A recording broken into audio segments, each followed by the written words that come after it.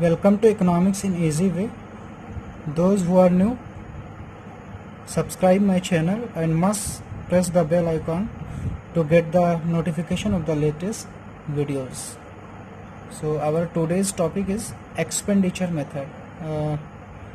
आज हम लोग एक्सपेंडिचर मेथड डिस्कस करेंगे. इससे पहले हम लोग इनकम मेथड और वैल्यू एडेड मेथड देख चुके हैं. ठीक है, तो यहाँ से आपको नोट्स भी मिल जाएगा, यानी कि हमारे जितने भी वीडियोस हैं वहाँ से आपको, अगर आप वीडियो कंप्लीट करते हैं तो साथ ही साथ आप नोट्स भी कंप्लीट कर सकते हैं, क्योंकि जितनी भी चीज़ें टॉपिक्स हो सकती हैं सब हमने कवर किया है. ऐसा कोई टॉपिक नहीं है जो स्किप हो. तो स्टार्टिंग से वीडियोस देखें, और ख़ासकर नेशनल इनकम जो एक इम्पॉर्टेंट टॉपिक है, इम्पॉर्टेंट चैप्टर है. चैप्टर 3 और चैप्टर 4 मिलके ये आपका कंप्लीट करते हैं नेशनल इनकम, जो 6 मार्क्स का क्वेश्चन आता ही आता है एग्ज़ाम में, प्लस एक थ्योरी भी आती है, यानी कि 10 to 12 मार्क्स आपको दे के जाएगा बोर्ड एग्ज़ाम में. तो ये चैप्टर इम्पॉर्टेंट है, थोड़ा सा टफ भी इसको माना जाता है और इंटरेस्टिंग भी है, साथ ही साथ चैलेंजिंग है बट अच्छा है अगर आप इसको समझने वाला चैप्टर है. ठीक है, तो यहाँ पे हम लोग वैसे भी इकोनॉमिक्स को समझते हैं, ऐसा नहीं कि सिर्फ रट लेते हैं. इकोनॉमिक्स को हम लोग समझते हैं deeply, with reason and with logic. ठीक है, तो एक्सपेंडिचर मेथड देखते हैं. इससे पहले हम लोग 2 मेथड डिस्कस कर चुके हैं. कौन कौन से? वैल्यू एडेड और इनकम. ठीक है, यानी कि नेशनल इनकम को कैलकुलेट करने के कितने मेथड्स हैं? 3 मेथड्स हैं, और थर्ड आज हम लोग देखेंगे एक्सपेंडिचर मेथड. ठीक है, तो एक चीज़, हम लोग जब ये मेथड अप्लाई करते हैं तो वैल्यू एडेड मेथड को अप्लाई करते हैं तो हमको क्या मिलता है? GDP, MP. ठीक है, इनकम मेथड को अप्लाई करते हैं तो क्या हमको मिलता है? NDP, FC. ऐसे एक्सपेंडिचर मेथड को अप्लाई करते हैं तो हमको क्या मिलता है? GDP, MP. तो ये बताने का हमारा पर्पज़ ये है कि हम जब भी तीनों मेथड्स अप्लाई करते हैं, नेशनल इनकम को कैलकुलेट करने का मेथड 3 है, value added, income, expenditure. But किसी में हमको डायरेक्टली नेशनल इनकम नहीं कैलकुलेट होता. इसके बाद फर्दर एक और प्रोसेस होगा कि जीडीपी एमपी को या एनडीपी एफसी को या जीडीपी एमपी को, इसको हम लोग कन्वर्ट करते हैं नेशनल इनकम में. कैसे? नेशनल इनकम को बोलते हैं एनएनपी एफसी.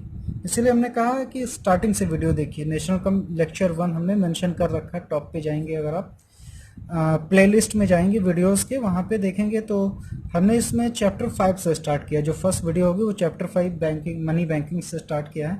और अगर नीचे स्किप करेंगे तो लेटेस्ट वीडियो जो है वो आपको मिल जाएगा नेशनल इनकम का. उसमें हमने नेशनल इनकम का लेक्चर 1, लेक्चर 2, लेक्चर 3 करके रखा है. तो लेक्चर 1 से देखें तो ज़्यादा अच्छा होगा. बट अभी फ़िलहाल लेक्चर 3 आपको देखना तो एकदम मस्ट है, क्योंकि लेक्चर 3 के बिना कोई मेथड आपका कंप्लीट ही नहीं होगा. इसलिए थर्ड वाला लेक्चर जो वो देखना आपके लिए मोस्ट इम्पॉर्टेंट है. उसके बिना आप नेशनल इनकम कैलकुलेट ही नहीं कर पाएंगे. तो लेक्चर 3 यानी थर्ड वीडियो नेशनल इनकम का ज़रूर देखें. उसके बाद में आप कोई भी मेथड उसके साथ लिंक करेंगे तो ज़्यादा क्लियर, ज़्यादा सही समझ में आएगा. ठीक है, तो हमने बताया एक्सपेंडिचर मेथड से क्या कैलकुलेट करेंगे?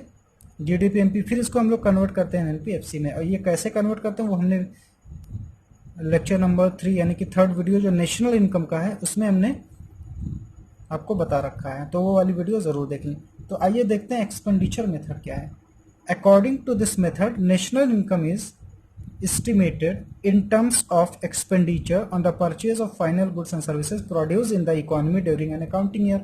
देखिए, नेशनल इनकम कैलकुलेट करने का first method value added method, मतलब वैल्यू एडिशन, यानी कि यहाँ पे हम हर एक स्टेज पे कितना वैल्यू एडिशन होता है उसको कैलकुलेट करते हैं. नंबर 2 में हम ऐसे नेशनल इनकम कैलकुलेट करते हैं कि हमारी इनकम क्या है. और एक्सपेंडिचर में हम ऐसे कैलकुलेट करेंगे कि हम अपने सारे एक्सपेंडिचर्स को ऐड करके नेशनल इनकम कैलकुलेट करेंगे. तो expenditure method, national income is estimated in terms of expenditure, कि हम टोटल अपना पूरा एक्सपेंडिचर फाइनल गुड्स और सर्विसेज पे कितना एक्सपेंडिचर करते हैं ड्यूरिंग एन अकाउंटिंग ईयर. यानी कि एक अकाउंटिंग ईयर में जितना भी एक्सपेंडिचर फाइनल गुड्स और सर्विसेज पे करते हैं उन सबको ऐड करके यहाँ पे हम नेशनल इनकम को कैलकुलेट करते हैं। ठीक है, ड्यूरिंग एन अकाउंटिंग ईयर, यानी एक अकाउंटिंग ईयर में। देखिए इसमें एक इंपॉर्टेंट चीज़ है फाइनल गुड्स एंड सर्विसेज। हमने स्टार्टिंग में ही बताया कि यहाँ पे जो नेशनल इनकम क्या होता है, value of final goods and services. तो यहाँ पे इंटरमीडिएट गुड्स को कंसिडर ही नहीं किया जाता है। इंटरमीडिएट गुड्स नेशनल इनकम का पार्ट होती ही नहीं है, तो फाइनल गुड्स की वैल्यू जो होती है वही नेशनल इनकम की पार्ट होती है। तो यहाँ पे भी जितना एक्सपेंडिचर हमारा फाइनल गुड्स पे होगा वो कंसिडर होगा। ठीक है, तो एक्सपेंडिचर मेथड कैसे होएगा, आइए देखते हैं।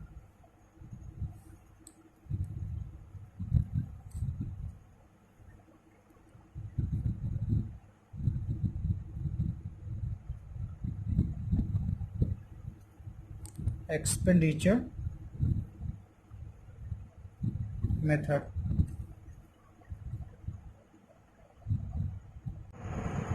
ठीक है, तो एक्सपेंडिचर मेथड देखते हैं। एक्सपेंडिचर मेथड में हम क्या करेंगे, सारे एक्सपेंडिचर्स को ऐड करने। तो इसमें नंबर 1 एक्सपेंडिचर हम क्या होता है, एक्सपेंडिचर नंबर 1 होगा प्राइवेट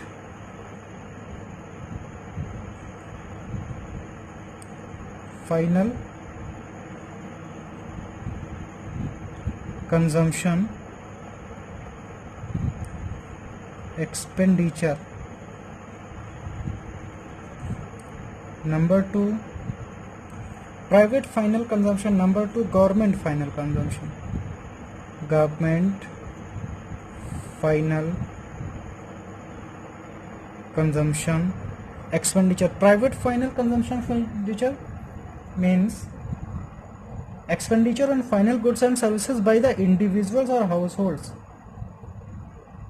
ठीक है, यानी कि जितने भी हाउस होल्ड्स या इंडिविजुअल, यानी हम लोग जो भी एक्सपेंडिचर करते हैं फाइनल गुड्स पे, जैसे बटर पे, मिल्क पे, जो भी हम लोग कंज्यूमर गुड्स हैं उस पर हम लोग कितना एक्सपेंडिचर करते हैं, यानी expenditure private final expenditure, expenditure bye house holds, expenditure bye house holds और individuals।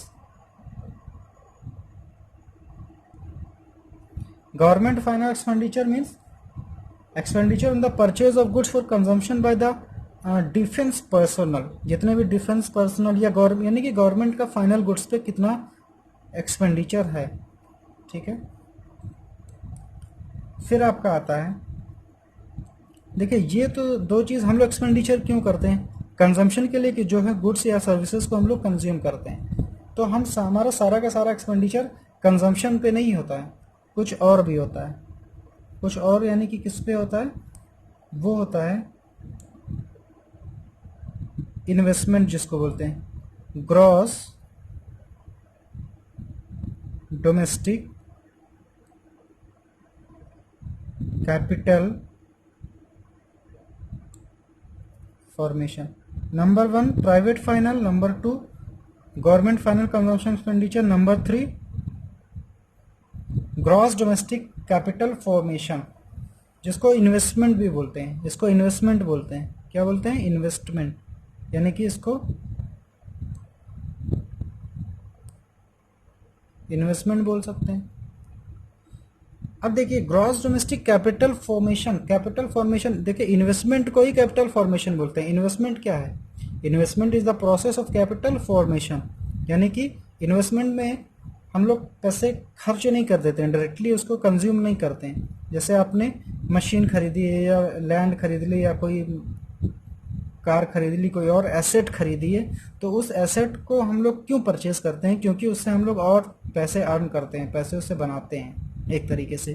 तो वो क्या है, कैपिटल फॉर्मेशन है, यानी कि कैपिटल फॉर्म होती है, हमारी कैपिटल इंक्रीज होती है। जैसे एक मशीन है बिजनेस आपका, उसमें अगर मशीनरी आप इंट्रोड्यूस करते हैं, नई मशीनरी परचेज करते हैं, तो उससे हमारी जो कैपिटल होती है वो इंक्रीज होती है। तो ऐसा नहीं मशीन हम खरीद के लाए और उसको कंज्यूम कर लिए, खा लिए, मशीन खाते तो है नहीं, तो उससे क्या होती है, हमारी कैपिटल इंक्रीज होती है। तो वो भी हमारा क्या है, एक्सपेंडिचर एक है, उससे इन्वेस्टमेंट एक्सपेंडिचर उसको बोलते हैं। क्या है, इन्वेस्टमेंट एक्सपेंडिचर, यानी कि ग्रॉस डोमेस्टिक कैपिटल फॉर्मेशन।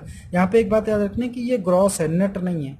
अगर क्वेश्चन में नेट डोमेस्टिक कैपिटल फॉर्मेशन होगी तो उसको हमको ग्रॉस में कन्वर्ट करना पड़ेगा, बात समझिएगा इसको। अगर क्वेश्चन में नेट डोमेस्टिक कैपिटल फॉर्मेशन होगी तो नेट में ग्रॉस कैसे पहुंचना, वो हमने वीडियो 3 में क्लियर कर रखा है। ग्रॉस से नेट पे कैसे जाते हैं, माइनस करते हैं डेप्रिशिएशन। तो अगर नेट डोमेस्टिक कैपिटल फॉर्मेशन आपके क्वेश्चन में होगा तो उसमें प्लस करेंगे डेप्रिशिएशन, तो आप ग्रॉस डोमेस्टिक कैपिटल फॉर्मेशन पे पहुंच जाएंगे, उसके बाद ही क्वेश्चन सॉल्व होगा। अगर cross domestic capital formation question में गिवन नहीं है तो उस केस में हम क्या करेंगे, क्रॉस फिक्स्ड कैपिटल फॉर्मेशन को ढूंढेंगे। Gross fix capital formation, fix capital मतलब कि फिक्स कैपिटल में जितना भी इन्वेस्टमेंट हो, फिक्स कैपिटल यानी कि जैसे अभी हमने बताया मशीन में, लैंड में, बिल्डिंग्स में, इन सब में इन्वेस्टमेंट यानी कि फिक्स कैपिटल फॉर्मेशन। क्योंकि कैपिटल एक फिक्स कैपिटल होगी और एक होता है इन्वेंट्री, तो सेकंड जो आपका होगा वो होगा इन्वेंट्री इन्वेस्टमेंट।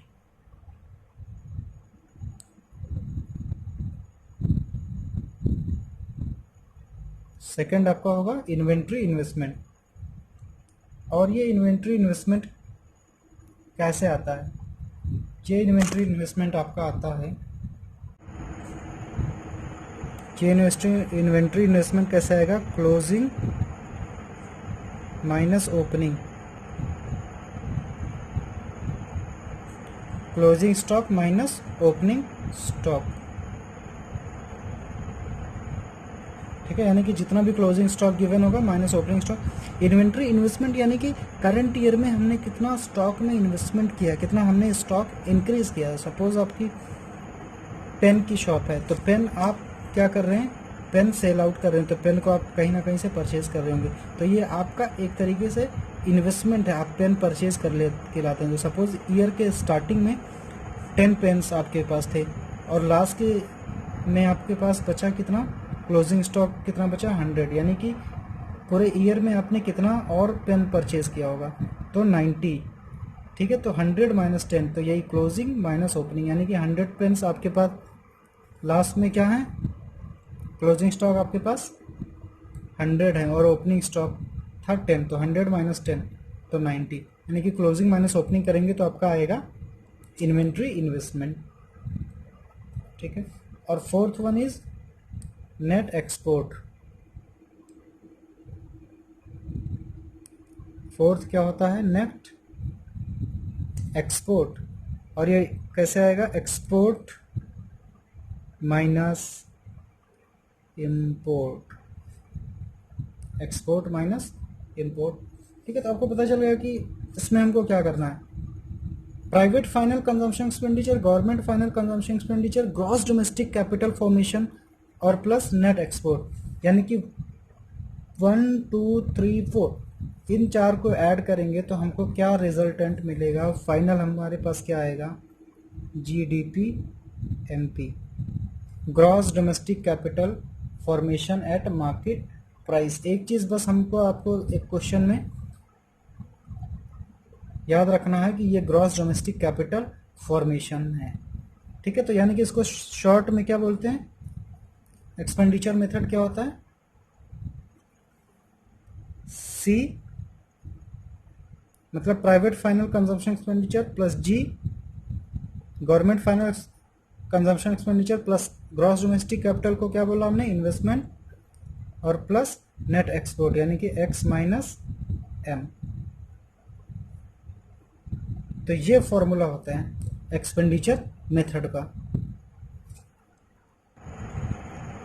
ठीक है, तो एक्सपेंडिचर मेथड में हमको मिलता क्या है, जब 1 + 2 + 3 + 4, 1 मतलब private final consumption expenditure, second government final consumption expenditure, gross domestic capital formation and net export, इन चारों को ऐड करते हैं तो हमको मिलता है जीडीपी एमपी। और क्वेश्चन में अगर बोलेगा कि नेशनल इनकम कैलकुलेट करिए तो नेशनल इनकम को बोलते हैं एनएनपी एफसी। ठीक है, क्या बोलते हैं, एनएनपी एफसी। तो जीडीपी एमपी से एनएनपी एफसी तक कैसे हम लोग पहुंचेंगे, ग्रॉस से नेट पे जाने के लिए क्या करते हैं, माइनस करते हैं डेप्रिशिएशन, डोमेस्टिक से नेशनल, प्लस करेंगे NFIA net factor income from abroad, और मार्केट प्राइस से फैक्टर कॉस्ट माइनस NIT। ठीक है, और ये NFIA कैसे आता है, income receive from abroad minus income paid to abroad, तो NFIA होगा। और ऐसे ही NIT अगर क्वेश्चन में डायरेक्टली नहीं गिवन है तो NIT कैसे फाइंड आउट करेंगे, इनडायरेक्ट टैक्स माइनस सब्सिडी, ठीक है। NIT is equal to IT minus subsidy. और NFIA कैसे आता है, रिसीव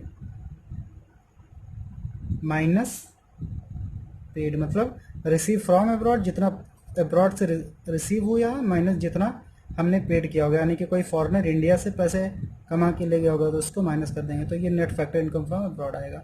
तो इस तरीके से हम लोग नेशनल इनकम कैलकुलेट कर लेते हैं, नेशनल इनकम यानी कि NNPFC, ठीक है। तो ये है आज का वीडियो। तो ये 3 मेथड इस तरीके से हम लोग कैलकुलेट कर सकते हैं, इन तीनों मेथड का यूज़ करके हम लोग नेशनल इनकम कैलकुलेट कर सकते हैं, वैल्यू एडेड मेथड से, इनकम मेथड से, एक्सपेंडिचर। एग्जाम में जो सबसे ज़्यादा पूछा जाता है वो इनकम और एक्सपेंडिचर मेथड से ज़्यादा आता है, इसलिए इनकम मेथड और एक्सपेंडिचर मेथड पे आपको ज़्यादा फोकस करना है। So thank you so much for watching.